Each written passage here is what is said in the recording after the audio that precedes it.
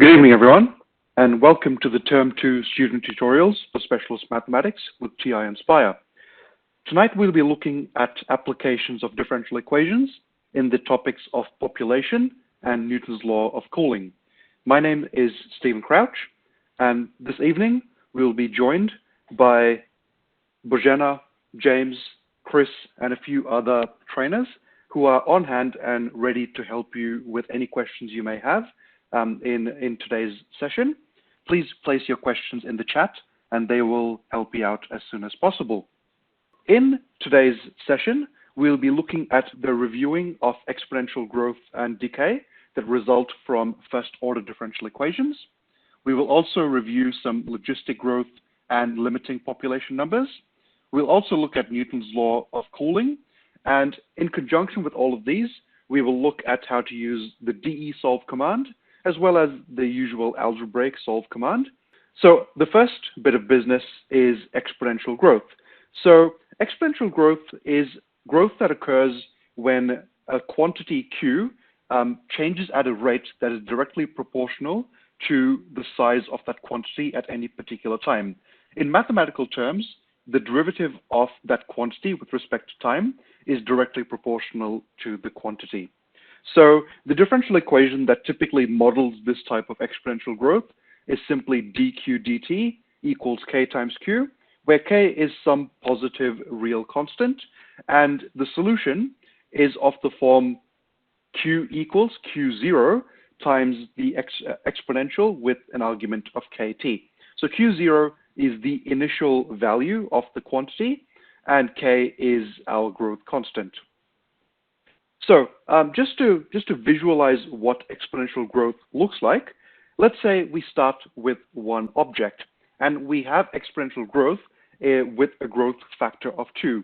That is, every step along the way, the population or the number of objects doubles. So a very simple example of this is the growth of bacteria. You might start with one bacteria, and then it splits into 2, each of those splits into 2, and so on and so forth. So here we are, we started with one object, and of course that one object grows into 2 objects. Now each of those 2 objects will grow into 2 objects each, and now you have a total of 4 objects.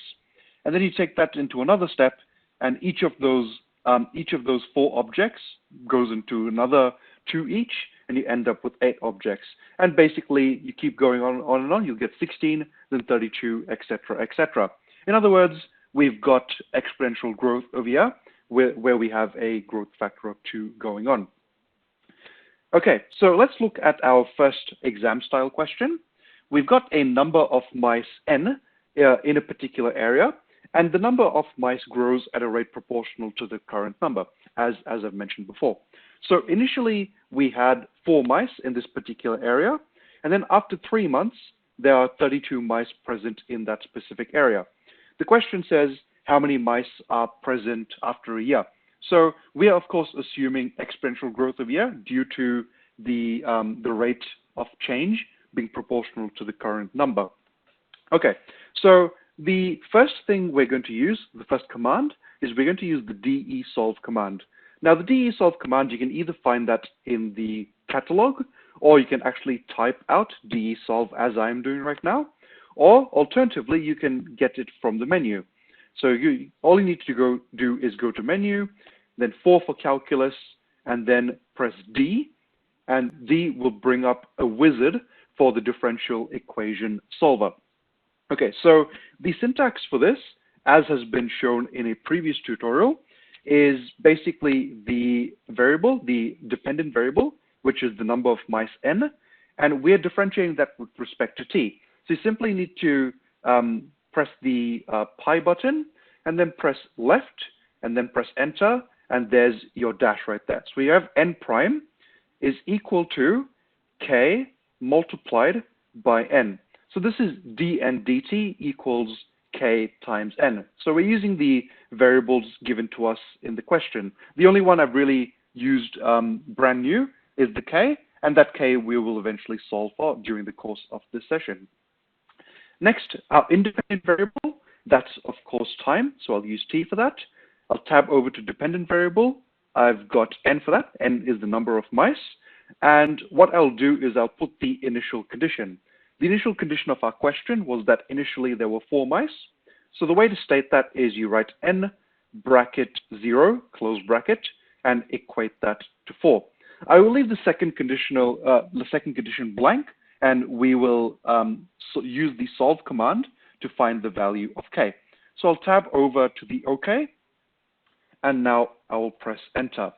Okay, so what this tells us is that the number of mice n follows the relationship 4 times e to the power of kt. Okay, so now what we can do is we can use the solve command via menu 3.1. Use solve command, press the up button to copy the previous answer, copy and paste it into the entry line. And what we want to do is we actually want to solve that equation for k. Okay, so when we solve it for k, we're now going to give it the other piece of information, and that is, let's go control equal, then go left, and then the vertical line for given. We are told that after 3 months, there are 32 mice present. So what that means is we can say t equals 3, then we can type out the word and, so space, a and d, space, and we know that there are 32 mice present. So n equals 32, enter. Okay, so what we are now told is that the value of k is log e of 2. Okay, so this is what we've got going on over here. And by the way, you might have noticed when I pressed DE solve, when I chose it from menu 4D, you notice that a wizard came up. And that wizard is a result of the latest operating system. So if you don't see that on your handheld, make sure that you have updated to the latest operating system, and you will get that wizard when you use DE solve. Okay, so now that I've got k equals log e2, what I'm going to do is I'm going to press up a couple of times until I get back to n equals 4 times e to the kt, press enter, and now I'm going to use control equals left and use the given, press up, and I'm going to ask the CAS to sub in k equals log e2. So what we've now got is n is equal to 4 times 2 to the power of t. And this is the final function that fully describes the growth of the mice according to time. So the question now finally asks, how many mice are present after a year? So the value of t, the units for t, was months. So what I'm going to do is I'm going to press up once, press enter, control equal, press left and enter again, and simply ask it to sub in t equals 12. And there we are. So we get n equals 16,384. So this question was actually the question that was stated in the poll prior to the commencement of this tutorial. So hopefully you got that answer when you tried out the question yourself. So the answer to the question is that there are 16,384 mice in that particular area after a year of growth. Okay, so what does this look like graphically? Well, I've got an axis here with nt on the y-axis and t on the x-axis. So first things first, this is what nt equals 4 times 2 to the power of t looks like. As you can see, exponential growth, it starts off not really stagnant, but it starts off at a moderate pace. But as soon as you get to a particular time, the growth just becomes quite large. And you can see this growth is quite large over there, and that type of growth is of course called exponential growth. So what I want to do is just show a couple of coordinates of that we've looked at from the question. So first of all, we had 4 mice at the start, so that is 0, 4. We also got told that after 3 months there were 32 mice. There we are, 3 months, 32 mice are there. And of course, now finally after a year, when t equals 12, we have 16,384 mice. So this graph over here basically is a visual representation of the growth of the mice numbers over time. Okay, so the next concept is exponential decay. So exponential decay works in a very similar manner to exponential growth, but this time the differential equation for exponential decay is dq dt equals negative k times q. So basically, as we had an exponential growth, we have our k value, a k value there, which is still positive, except that this time we now put a negative in front of that. So there's two ways to look at exponential decay. It's either negative KQ with K being positive, or you can write KQ, but you need to specify that K is a negative number. So if you want to be consistent, I'd recommend keeping K as a positive number and then just putting a negative in front of it. It makes it easier to deal with multiple questions as you're going from question to question. And the solution to a differential equation that leads to that results from exponential decay is just Q equals Q0 times e to the negative KT. So as you can see, very similar to exponential growth. The only difference here is the negative exponent. Okay, so let's look at our second exam style question. So this time we've got a mothball that initially has a volume of 15 cubic centimeters. So this mothball evaporates at a rate given by dV dt equals negative kV. So basically the volume of this mothball is reducing over time. Again, as I've said before, K is greater than 0. We're keeping K positive to remain consistent. So the mothball's volume is V cubic centimeters after T weeks. So just make sure that when you're attempting exam style questions like this, that you keep note of the units in the question. So V is in cubic centimeters and T is in weeks. So if a further part B or part C of the question comes on and talks about a couple of months later, you make sure that you convert those months to weeks and so on and so forth. Okay, so we are told that after 4 weeks, this mothball loses half of its volume. So basically, after 4 weeks, our volume reduces down to 7.5 cubic centimeters. So the first bit of business here is we have to show that K equals a quarter times log E of 2, and we have to then find how long to the nearest integer it takes for the volume to reach 1 cubic centimeter. Okay, so one thing I really should mention here as we go through these exam style questions is that a lot of these questions do require a lot of by hand working, which of course is not shown on the handheld. So when you're doing these questions, you have to make sure that you use appropriate working. Make sure you set out your working clearly and concisely so that the reader can understand exactly what you're saying. And the calculator can just be used as a tool to verify your calculations, as well as deal with some of the more trickier numbers that arise out of these equations. Okay, so again, let's make a start on DE-solve. So this time I'm just going to type in DE-solve over here, and I'm going to show you the syntax for it. So this time we have the volume, so V dash is equal to negative K times V. And now I'm going to type in and I'm going to say V of 0. So we know that the initial volume of the mothball was 15. You then place a comma, and then you place the independent variable, which is T, and then a comma and the dependent variable, which is V. Okay, so now we get told that V is equal to 15 times e to the negative KT. This verifies what we had back in page 3.1, where we got told the general form of solution of these types of differential equations. Okay, so what do we know? We know that after 4 weeks, this mothball loses half its volume. So menu 3.1, I'm going to use solve. I'm going to ask the CAS to please solve for K, given that T equals 4 and V equals 7.5. Okay, so now the first part of the question does say, show that K equals a quarter log E2. There we are. We've got K equals log E of 2 divided by 4. So we've certainly shown that. But on a question like that, you would normally have a lot of by hand working, of course, well laid out, using mathematically correct notation to get to this result. So this is how you use the CAS to do it. But on a question like that, if that came up on an exam, because it's a show that question, you would be required to show logical steps with correct mathematical notation that leads to the answer of K equals log E2 over 4. Okay, now that we've got that, let's go back to our solution and then let us sub in this specific K value. And here we now have our final solution. So we know that the volume of this mothball follows the relationship V equals 15 times 2 to the negative T on 4. So the final part of the question says, find how long to the nearest integer it takes for the volume to reach 1 cubic centimeter. Okay, so the way we're going to do this is we're going to use our solve command again, menu 3.1 solve, and I'm going to basically copy and paste that particular equation, and I'm going to solve it for t. I'm going to press given v is equal to 1.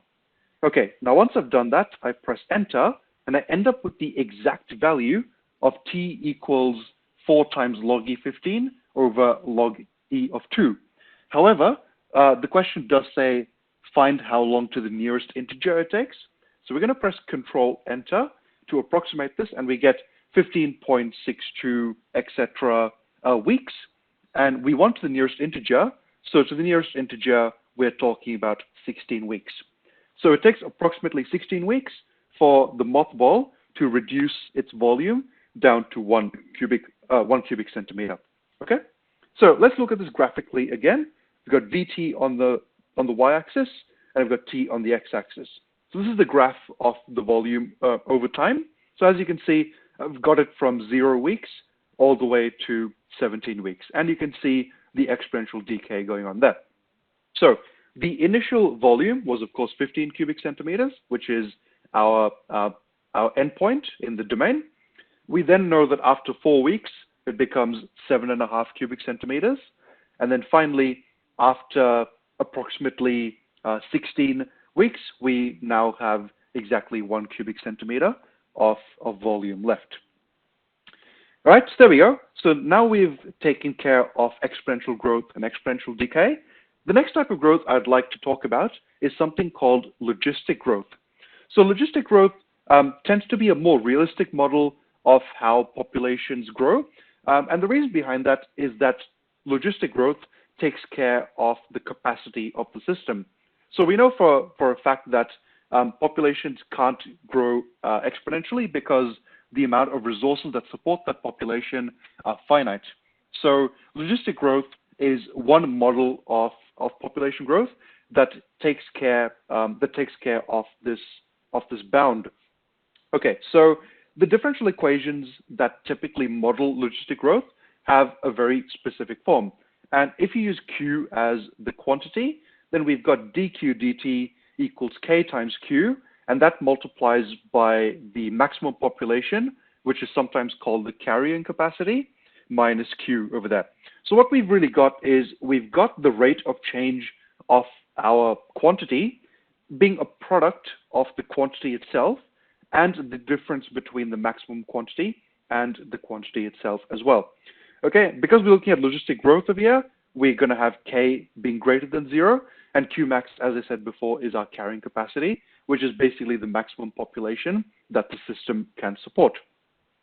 All right, so if you were to solve this by hand, you would first flip both sides. You would get dt on the top and dq on the bottom, and that will flip the right-hand side as well. And then you would use partial fractions to convert that into 2 different fractions. And then when you integrate, you will get multiple logs coming out of that. Okay, but we're going to use our calculator to help us with that. So every logistic curve has this very smooth S-looking shape of here. Okay, so the growth starts off slow. It looks exponential up until a particular point, and then it starts slowing down as the population starts increasing and the population starts approaching the carrying capacity of the system. So this is every logistic problem that you solve will end up with a curve that looks like this. Okay, so let's move on to our third and second last exam style question. So this time we're looking at a population of deer in a certain area. So the population of deer, we're going to use the variable capital P, okay? And we are going to model this particular deer population by the differential equation dp dt equals K times P times 800 minus P. So we know that the initial population of the deer is 2, so there's only a couple of deer in this particular area initially.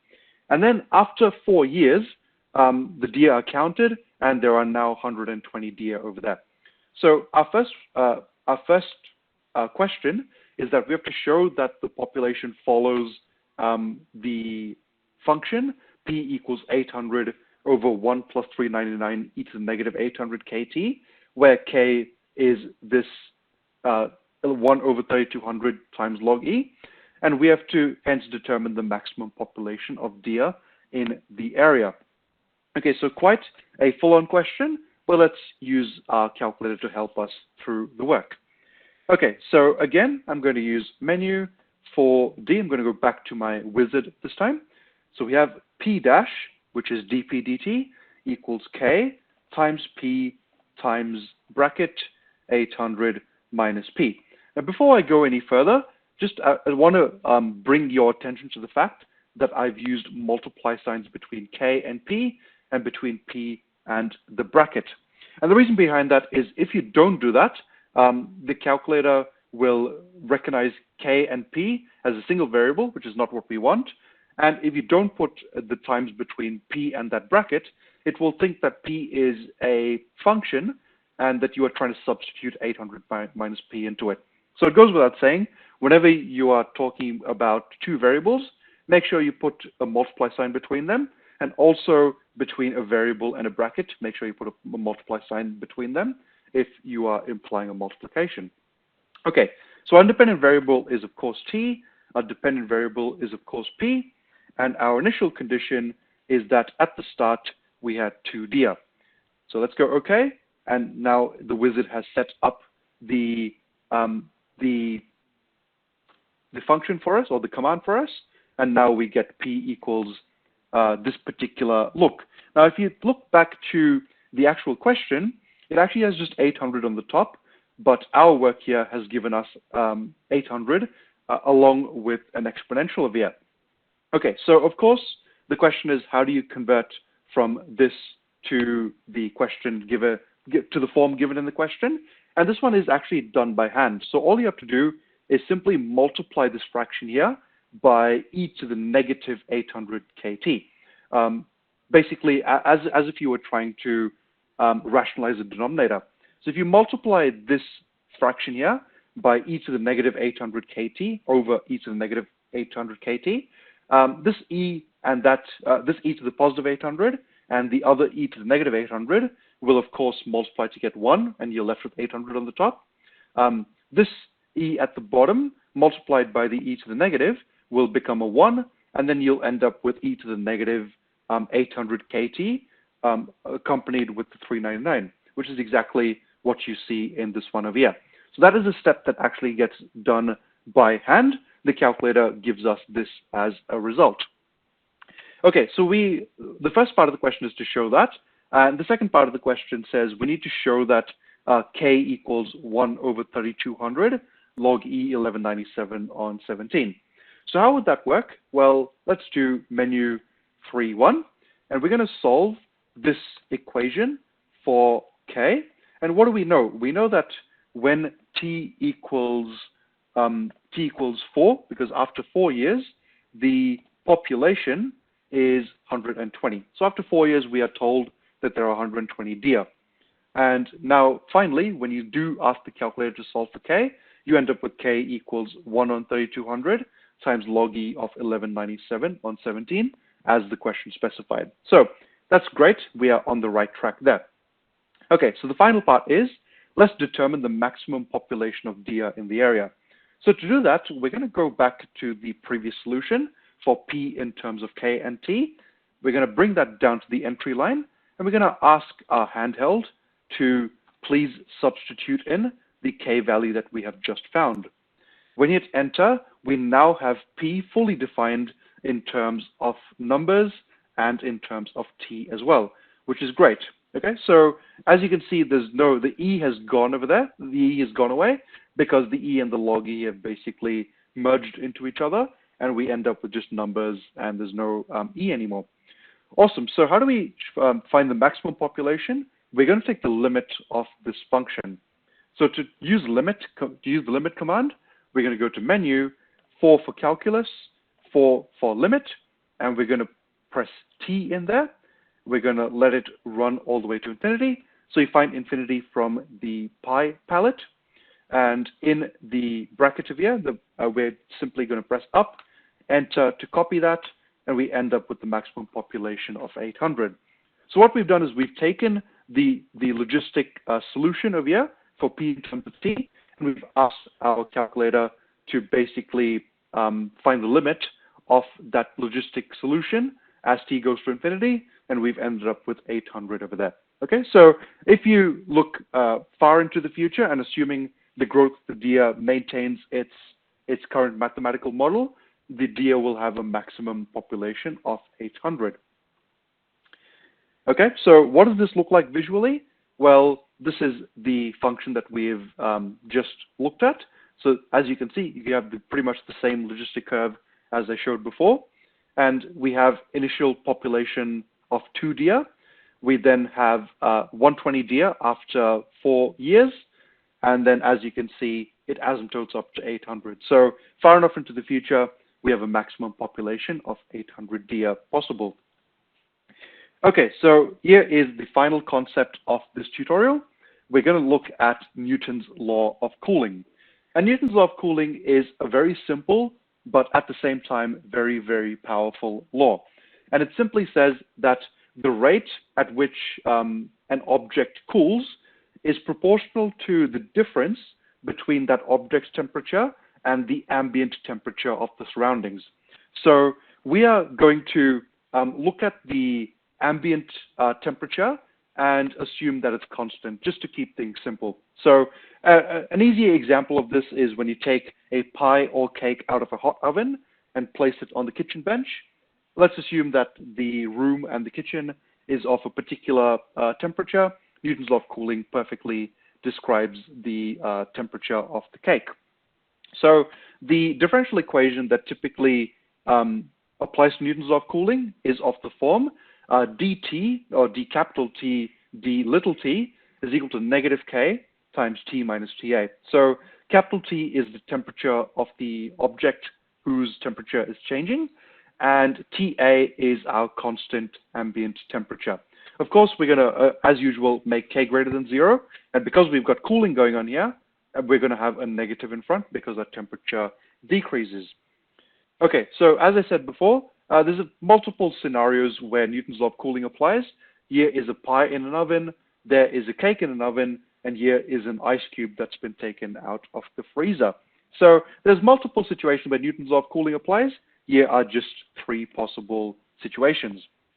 So I'd just like to visually describe how Newton's law of cooling works. And what we've got here is, let's say we have an oven at 200 degrees Celsius. So we have a cake or something that we've put into the oven, and it's at 200 degrees Celsius. Let's assume that our room is at 20 degrees Celsius.